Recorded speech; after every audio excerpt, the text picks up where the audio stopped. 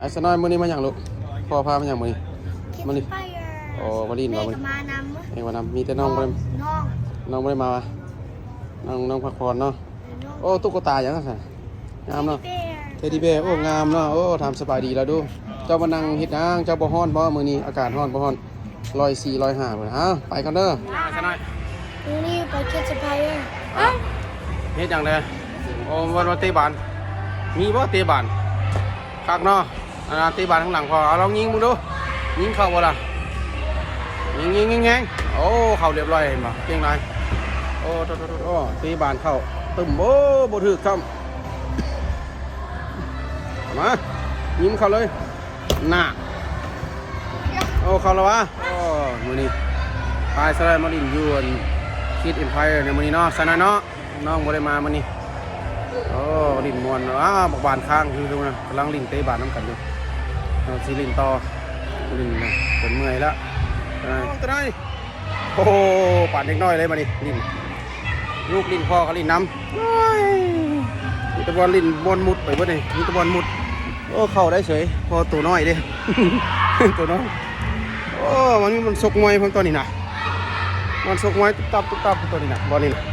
ตุ๊บตับคนนั้นนี่โอ้เดินไปเลย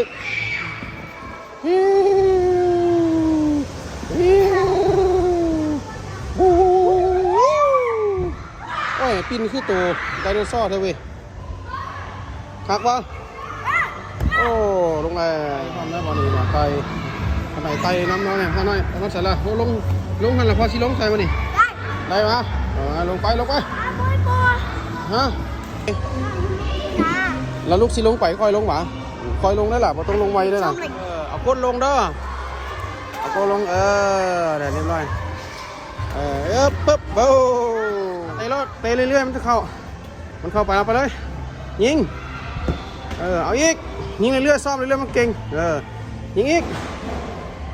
เอายิงมันซ้ายนี่โอ้เกือบเข่าเอาไหมยิงสกัวดิเอาอีกยิงไปเพื่อเลยนี่ยิงสกัวเลย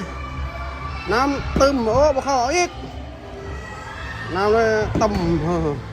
เอามาวันนี้ใส่โอ้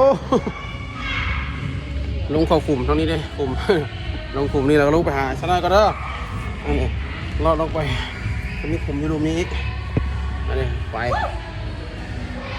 ลิ้นกับลูกกับมวลเด้หอกกับน้องกายของเราน่ะนี่ไปเลยไปได้ป่ะนี่ได้หรือเปล่าเข้าหรือเปล่าเลย1 2 3ลงเลยลงมาลงมา